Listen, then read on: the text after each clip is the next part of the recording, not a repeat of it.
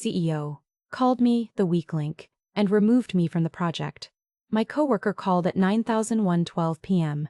Your name is on the contract. I walked into the boardroom expecting another routine project meeting.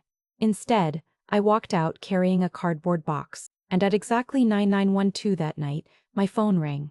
What my coworker said during that call changed everything. Before I tell you what happened, let me know where you're watching from.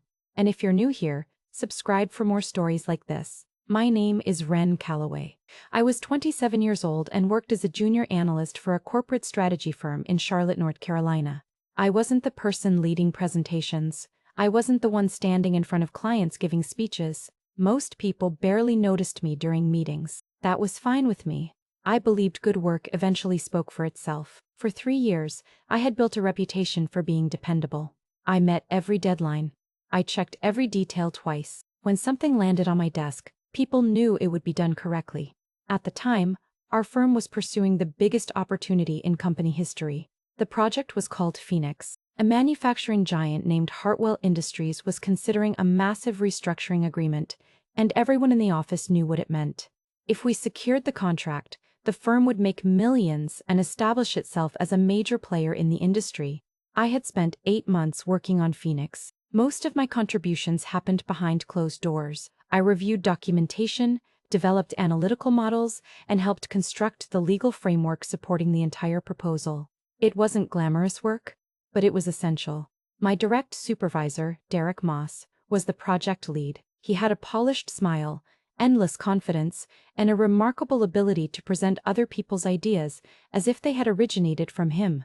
Then there was our CEO, Grant Aldridge. Grant ran the company with relentless intensity. He rewarded success generously and treated failure like a personal offense. Everyone wanted his approval. Nobody wanted to be on the receiving end of his criticism. As pressure surrounding Project Phoenix increased, the atmosphere inside the office changed. Deadlines grew tighter. Conversations became sharper.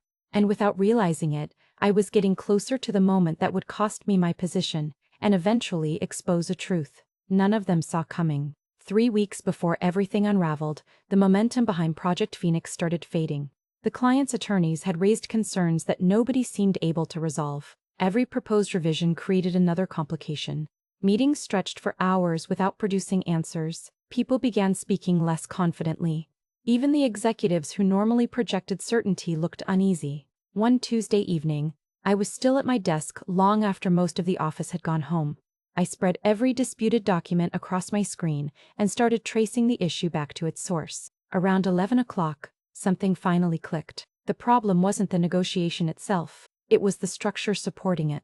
I spent the next hour rebuilding portions of the framework and testing different scenarios. By the time I finished, the path forward seemed surprisingly clear.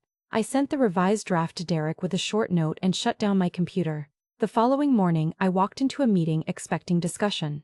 Instead, I listened as Derek explained the exact solution I had developed. The room responded immediately. Questions disappeared. Concerns softened. Several partners complimented the approach. I sat quietly and watched the conversation move forward without me. For a brief second, Derek looked in my direction. Neither of us said anything. That moment stayed with me longer than I expected. Afterward, small things began changing. Information stopped reaching me at the same time it reached everyone else. Updates appeared after decisions had already been made. When I requested clarification, the responses felt shorter than before. At first, I assumed people were busy. Then I noticed a pattern. Whenever timelines slipped, attention seemed to drift toward my area of responsibility. Whenever progress was discussed, my contributions became less visible. One afternoon, I overheard a conversation ending as I approached. The subject changed immediately. Another day, a colleague referenced a meeting I hadn't known existed.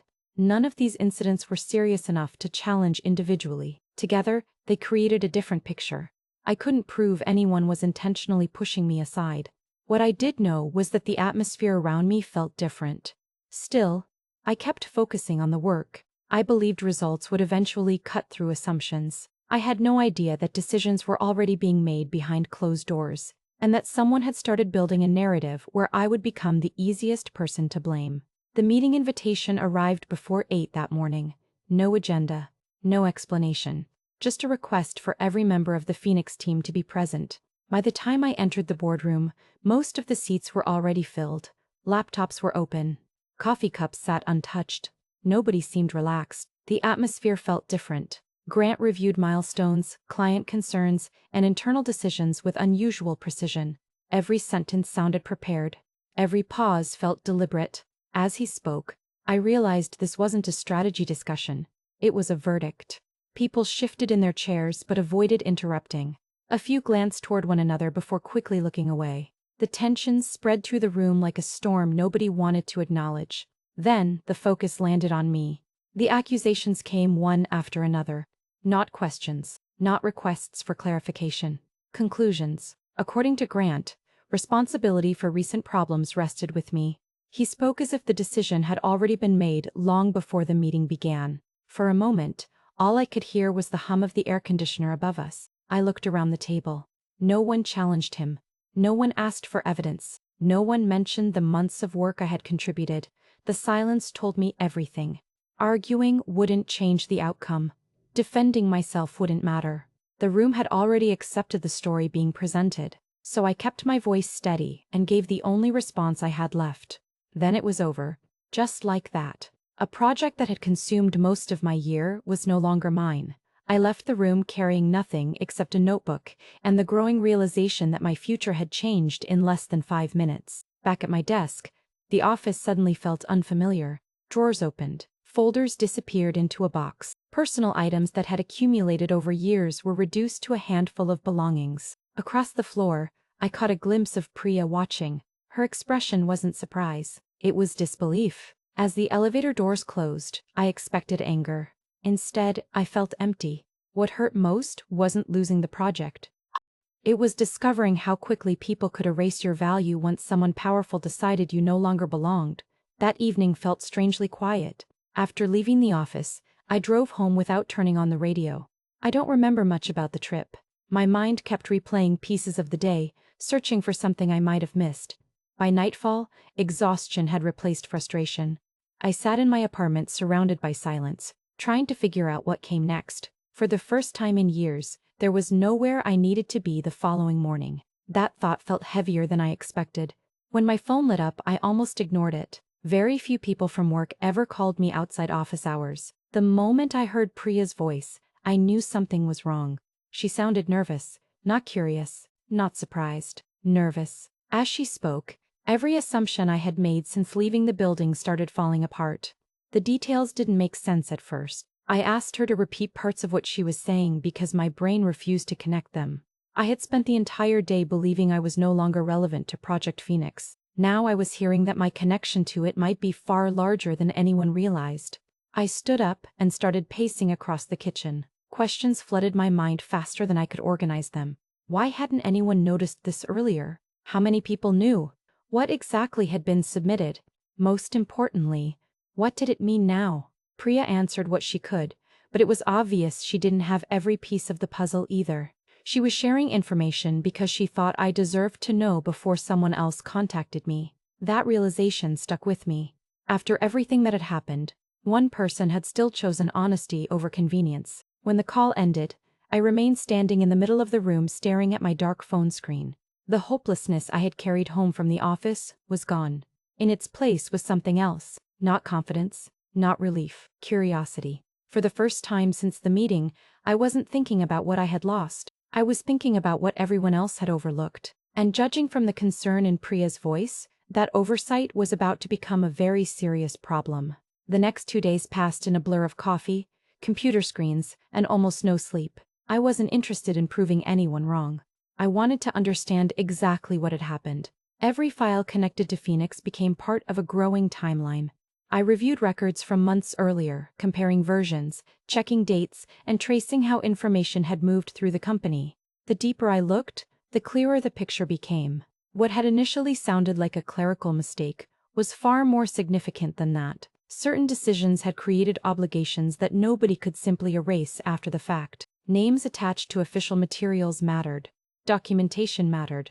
History mattered. For years I had assumed the work itself was temporary. Projects came and went.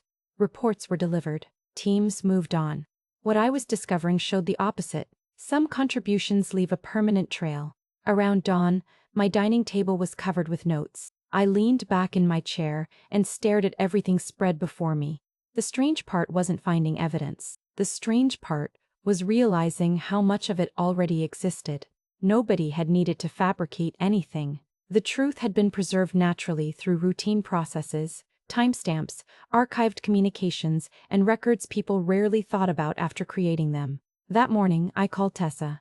We had known each other since college, and she was one of the few people whose judgment I trusted completely. I explained the situation from beginning to end. She listened without interrupting. Occasionally, I heard the sound of a keyboard in the background as she took notes. When I finished, she asked several careful questions. Then she told me to send everything, not selected pieces, everything. Her reaction caught my attention. She wasn't shocked, she wasn't excited. She was cautious. The kind of cautious that appears when someone recognizes the importance of information before everyone else does. After the call ended, I sat quietly for several minutes. I wasn't thinking about revenge. I wasn't calculating money. What stayed with me was something much simpler. People had dismissed my value so completely that they never considered there might be consequences for doing it. Soon, they were going to learn otherwise. While I spent the morning organizing records and speaking with Tessa, a very different conversation was unfolding inside Callaway and Crest. I didn't witness it personally.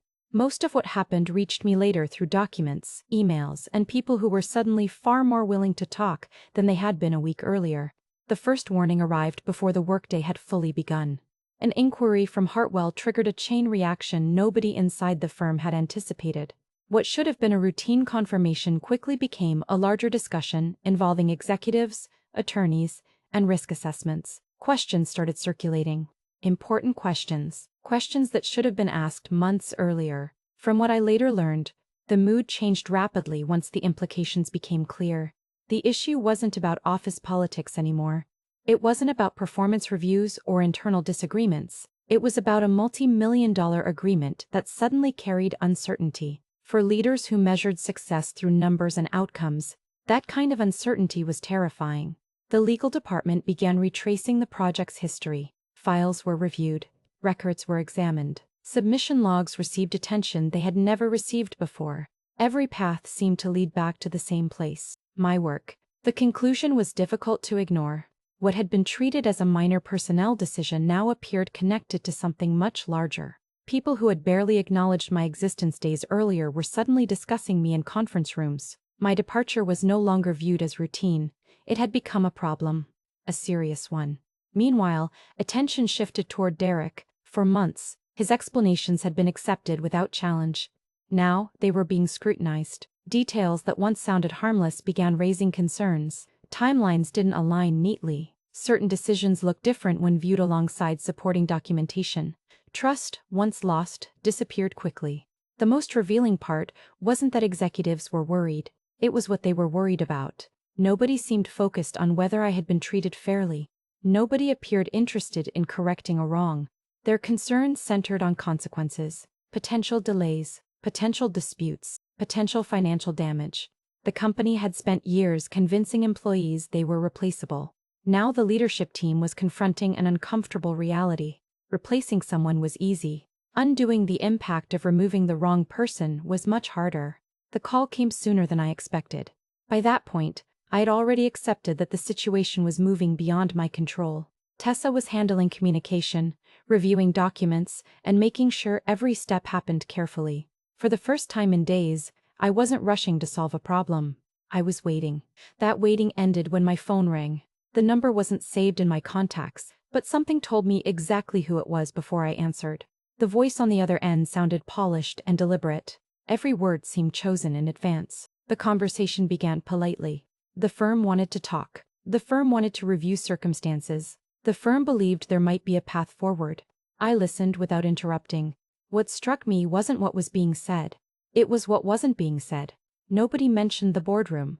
Nobody mentioned the accusations. Nobody mentioned the certainty with which my career had been dismissed. The language had changed completely. The confidence from that meeting was gone. In its place was caution.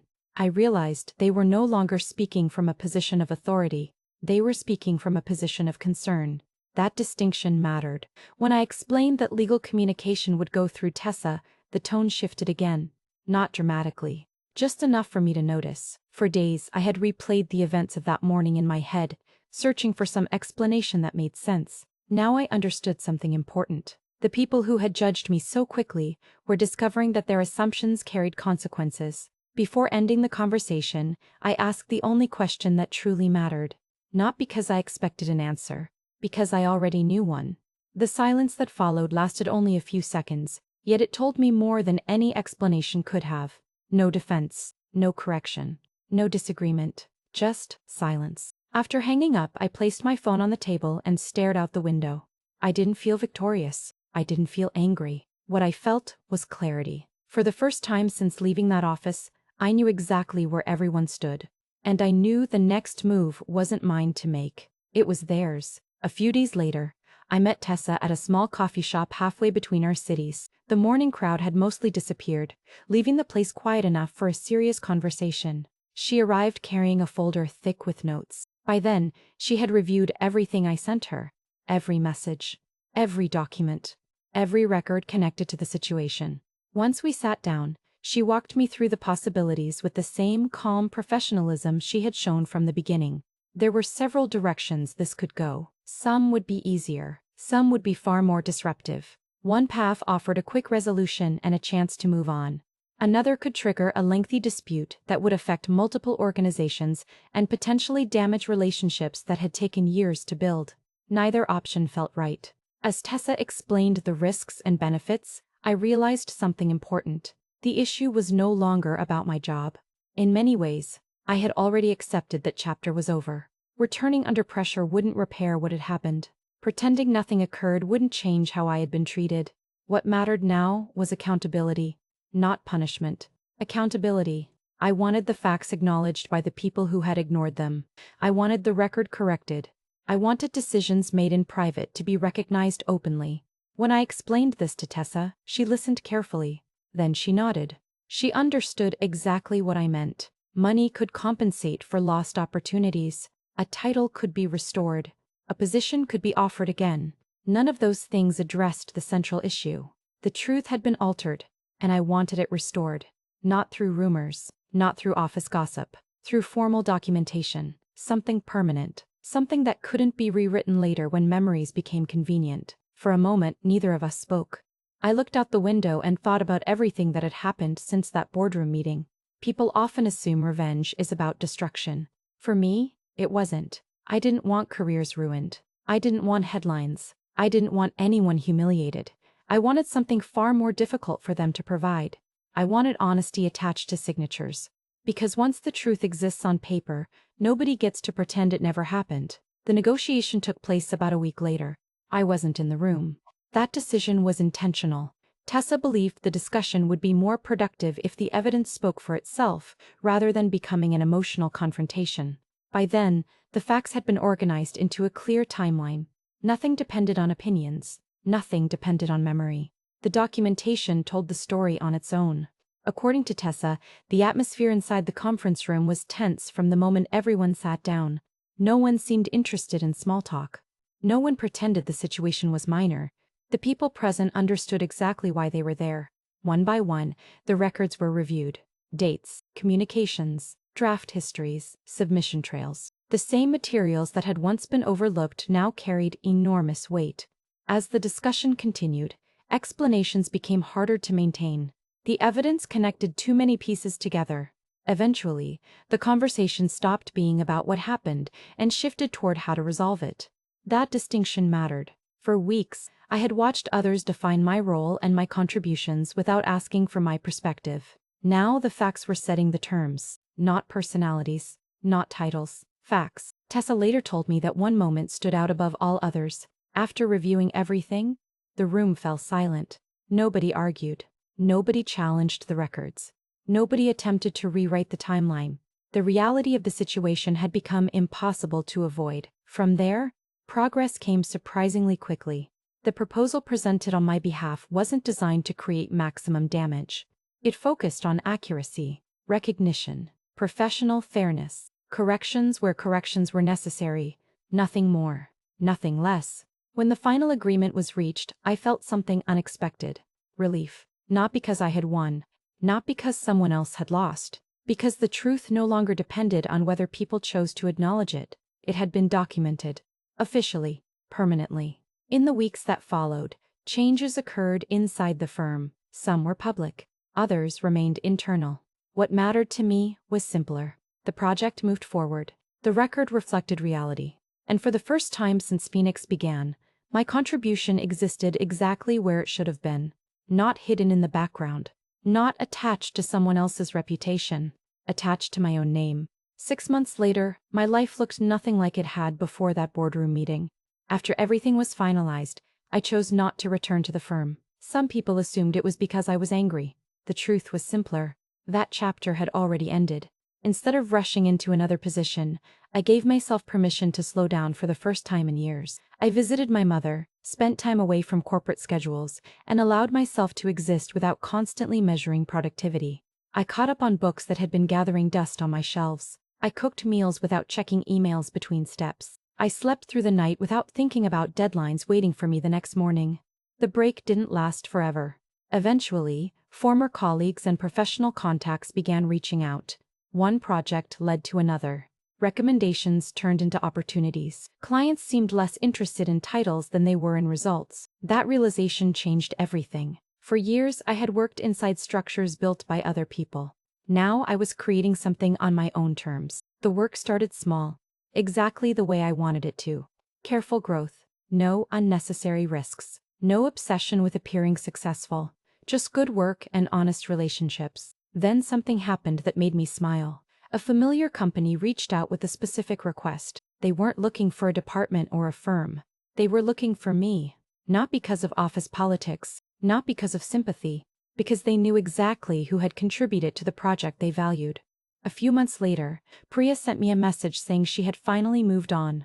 I wasn't surprised. She had always been talented enough to thrive elsewhere. I asked her to join me. She accepted. Looking back, the strangest part of this story is that there was never a dramatic ending. No public scandal. No triumphant speech. No attempt to embarrass anyone. Life simply continued. The difference was that I no longer needed someone else's approval to validate my work. The recognition I spent years chasing arrived only after I stopped chasing it, and in the end, that mattered more than any title ever could. If you've ever been underestimated, remember this: sometimes the strongest response isn't proving people wrong. It's building a future that no longer depends on their opinion. If you enjoyed this story, don't forget to like, subscribe, and share your thoughts below. Your support means a lot. Until our next story together, take care and keep believing in yourself.